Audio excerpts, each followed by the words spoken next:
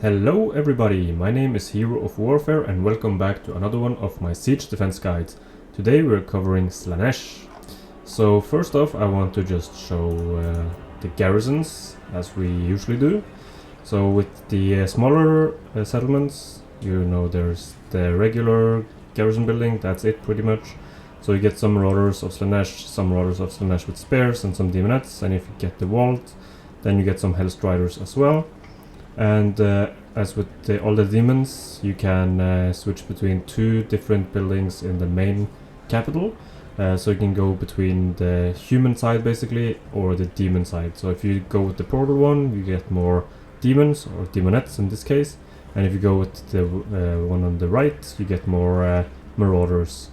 And yeah, it's pretty much the same other than those differences. So I'm just gonna show you some replays and we're gonna jump right into it. So this battle right here, it's pretty early on, I think around turn 30 or 40 or something like that. And they have been attritioning me for a little bit, and this is just the bloody harvest, so just a normal a normal corn army. So the thing about Slaanesh is that they are very much focused on armor piercing damage, but they have very low armor and not that much melee defense either. So they hit like a truck, but they are also like a glass house, you know, very vulnerable. So I would recommend buying or constructing the tier 1 towers because they do a lot of damage. All of the towers have armor piercing and they do splash attack. So the towers are very similar. Tier 1, 2, 3, 4, they're all very similar.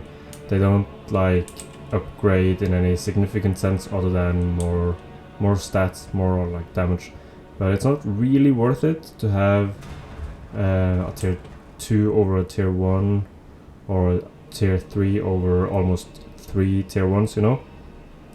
So I would recommend just building the tier 1s everywhere where you can make sure that they don't get just destroyed at once. And in this particular siege I'm holding this position right here because I felt like that was the most defendable, trying to get away from the lords and build myself some time because Chaos Warriors are very slow, and as you can see they are actually walking to capture some of the points. So I just get my marauders to hold the line. They're actually pretty effective at just holding the line, at least in the early game and against low tier units. So I just build a barricade here to help buy some time, get one tower there, one tower there, and one tower there. So those are the 3 towers that this supply point can cover. And I'm just gonna fast forward because the only thing I really do is hold the line here and hold the line here. With some of these bloodletters, I send in some of my demonettes in a minute because they do magical damage, so they just bypass the physical resistance. You also have one secret chariot and one of the hellstriders of Slaanesh, so you can utilize these as a hammer and anvil. You know, this is the anvil holding the line, and then you use the cavalry and chariots as a hammer to just punch through the back. And you should try to pick your opportune moments with hammer and anvil tactics. As you can see here, there's a big blob, so if I just rush right in there, they might get caught and I would actually lose a lot of units. So just focus on the weaker side, route these units and run them down. And then I have all these units that can just come around and hammer and anvil as well. At the meantime, they are busy trying to capture some points. Don't bother trying to hold the one that gives extra melee defense and leadership unless it's a viable strategy, which is actually pretty rarely in these sieges. So yes, the melee defense and extra leadership is nice, but it's not worth it if you will get surrounded and if it's a compromised position. So right now they are trying to get at me from this angle and from this angle, So I'm wrapping up this side here, running off some units, making sure they don't come back. Running my secret chariots right through these chaos warriors and just letting my towers do the work. As you can see, most of the damage is armor piercing, and they also do explosive, and they shoot 4 shots. So these tier 1 towers are actually way better than a lot of the other factions tier 2 or tier 3 towers even. So when it comes to the demons or the monogods, everyone except for Siege has really good tier 1 towers. So with Slaanesh, Khorne and Nurgle, I would recommend just building the tier 1 for the most part. There are some situations where you can build the higher tier 1s, but as a general rule of thumb, I would recommend just building the tier 1s, unless you have a lot of supplies. Like here, I upgraded to tier 2 because I had the supplies built up. So that's the first replay. And we have another one.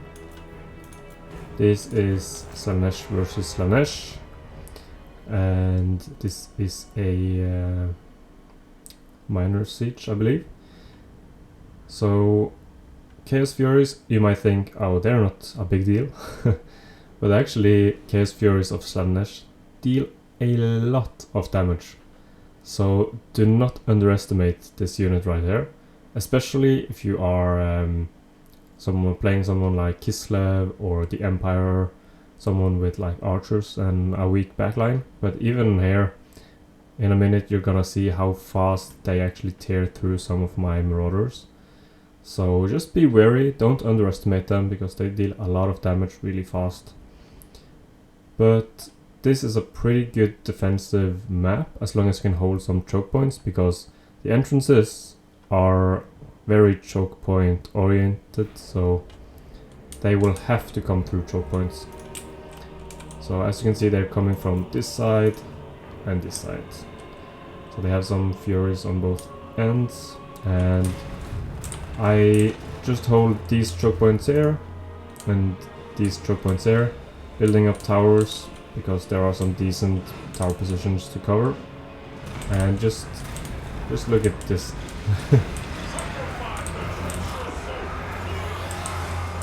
Look how fast they tear through my marauders. Sure, it's 4 units, but still, that is no joke. And over here as well. Look at this. They tore right through one of my units and damaging another really fast. So I actually had to send some of these guys over there to hold.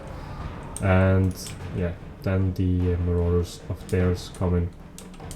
The harpies, or furies rather, are very squishy though, so if you can just pin them down and kill them off. And since they have very low leadership, they will start to crumble pretty early on. And killing off the Lord is also a viable strategy. Try to focus her down, because the whip of agony, lash of Slaanesh rather, actually does quite a lot of damage when you're blobbing up like this. So trying to take her out will help you, because no more magic, but also the leadership debuff that the enemy will get is pretty important against demons, because they will take damage and start to just die, you know. But there's not really a lot more to say about this replay. Just holding the choke points, making sure that the towers do all the damage. Moving on to the next one, because these are kind of similar. I believe this is, yeah, this is another minor siege settlement. And here you can see that, yeah, the enemy force isn't exactly super strong, but in terms of balance of power, I believe they're a tiny bit stronger than the garrison. But the reason that I don't have any like huge defenses to show you with Slaanesh is simply because Slaanesh is so super strong that I didn't even have a single defense before. I don't really remember, but It was turn 40 or 50 or something like that. And the thing about Slaanesh also, since Slaanesh is a pretty rich faction, you should have a decent amount of cash. And because of their seduce ability, that means you can actually steal some of the enemy units. So I believe I actually did that in this battle. I stole one of their Hellstriders, I think. One of their calves. And this is also pretty nice choke points. Holding here, holding here, holding here, and holding here. So of course they take the bait and go straight forward for it, instead of trying to run their cavalry around, which is what I would have done. And pretty much the same strategy. Use your marauders to hold the choke points. Keep your like damage dealers in reserve a little bit at least, and maybe try to focus down the lord. And of course use your chariots and your cav to hammer and anvil. And as you can see, since they focused 100% on one of the choke points, then I just sent everyone around. So you can see how much the charge actually did there from the chariots. And over here I do pretty much the same, just without the chariots of course. Sending in the demonettes, sending the furies to be ready for the charge. Same with my marauders and my hellstriders. So yeah, I did steal one of theirs. I believe it's this one that's not damaged. Of course you lose it after the battle, but that doesn't matter. So here I actually build a tier 3 tower. So let me just pause so you can see the stats. Here it's 60 missile damage base, 75 missile damage with armor piercing, 25 explosive, times 5. And the tier 1 is 35 base, times 4, 55 armor piercing, times 4, and 10 explosive. So it's pretty similar. They do exactly the same, like animation and stuff. It's just a bit more like great on the stats, but nothing extraordinary. But of course it will do more damage, so if you can afford to upgrade the towers, especially in situations like this where they're only attacking 1 or 2 like points, then of course it's better to upgrade the towers instead of building towers everywhere where the towers won't shoot. So yeah, another very simple siege defense. And one last replay to show you guys versus Khorne, the Crimson Skull, the Courson. I remember this guy giving me a lot of pain in my first campaign when I was playing as Kislev on Legendary as a blind playthrough. That was a pain in the ass when Warhammer 3 first came out. But in this campaign he was nothing, like not a problem at all. Slaanesh is one of the strongest monogods. I would say Khorne is the strongest, Slaanesh second strongest, Siege, and then Nurgle. Oh, I hope Nurgle gets some buffs and some better units, because they are struggling. But yeah, this is a walled settlement, so it's a little bit different. The towers, like the walled towers, they are pretty strong with Slaanesh. So let me I don't know why it does this with walled wall settlement replays. They're kind of buggy. But yeah, anyways, so I put some of my guys up on the walls because they do the same as the I believe they do the same as the tier 4 towers, like these ones. So they do a fair amount of damage. I put my spears up here because they have a lot of large units.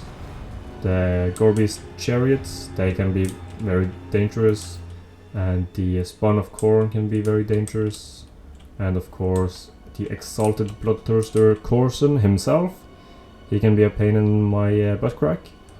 So I kinda let them just do his thing, just let the towers do as much damage as possible. I also had one unit up here I think, but I sent them back, and they're also coming from this side. so of course I do the same thing. I don't pull my guys back here because I am actually buying time for the towers to just deal more damage. Because when they're up on the walls like this, they are very like cramped, packed. Plus the Marauders of Slaanesh actually have anti-infantry, so they do a little bit of damage. I am actually holding the center here because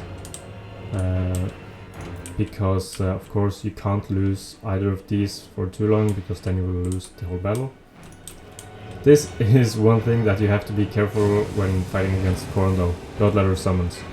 He is actually trying to snipe my lord with all of these, so I had to be really careful trying to get her out. But yeah, keeping my lord alive was pretty important, because if you don't utilize that huge resource, aka magic, then that's a lot of power gone basically. So at this point they are coming through the gates. I am just trying to build towers everywhere on their path, because they have to get over here or over here. So I'm building towers like along that route basically. I don't put anyone here because that would mean weakening my position here, and since it is a long walk or run for them over there, I can easily, with the speed of Slaanesh units, just pull them around this way, over here if I want, or go this way, up there, or even this way. So I'm not afraid of that. And here some of their bloodletters are coming in kind of solo mission, so I just draw them in and kill them. Oh, that was actually one of the summoned units. But yeah, as you can see, a lot of their Chaos Warriors are just getting soloed out by the towers, so magic and of course the cavalry. Don't rush in the cavalry against like a strong unit, like a full HP unit or something like that. Just wait until they have been attrition down or wounded basically, so you can easily just come in and clean them up with the cavalry. See, they're trying to snipe my lord. That was the 4th summon I believe, because they did one over here in the beginning. So they had at least 4 summons. Here you can see Gory's chariots coming in, spawn of Khorne coming in, and one flesh hound trying to capture the point. You don't have to worry about the lords capturing points, because flying units can't capture points. So that's why I didn't care about him. The flesh hounds didn't really worry about them either, because they don't have a lot of capturing power, plus the towers will just knock them down. But I did send some of my units to like clear them out. And at this point I'm holding the position against most of their force, and the rest of them are just dying to towers. So at this point I knew that I had won. As you can see, the balance of power is going way more in my favor, and there's the army loss penalties actually. So the thing about Slaanesh is they are extremely strong, both offensive and defensive. Like even if you're going up against like unsurmountable odds, you know you can damage them. So you should pretty much fight every single battle to maximize your campaign and your battles. So with the defense strategies, I recommend either holding 1 or 2 points like in some of the earlier replays and just let the towers do their work, or try to hit one of their vulnerable sides, which is also some of the strategies we have used in the other videos. Especially with Slaanesh you can hit really fast, because all of these guys have 40, 50 speed, and the cavalry have like up to 100, more than that even, and the lord also having like 60, or the hero having like 60 or something speed. So you should really be able to defend most cases with Slaanesh. And of course use your seduction ability if you need, or if you think you need to. And I would recommend just building the tier 1 towers everywhere if you can, if it's a really big map. If it's a small map, then it's probably better to just hold one point and use your cavalry and maybe even some of your demonettes to flank, especially if you're up against like ranged units that can just sit and shoot you. But that's pretty much the strategy for Slaanesh, because yeah, they're super strong, and the garrison that you get can easily fend off most enemies, and there's not really a big trick to it other than that. So to sum up, use your towers effectively, hold either up one point to like make them come into choke points, or if it's a bigger map, you can try to run them around a little bit and make sure that they take so much damage trying to get to your force that they will just lose very soon afterwards. Or you can attack one of their vulnerable sides, especially if it's like a ranged faction. That's extremely important to take off some of the ranged units. But I hope this was informative and that you have learned something, and next time it's Siege, and then we will have rounded up the Monogod factions. So I will see you next time and have a great day. Goodbye.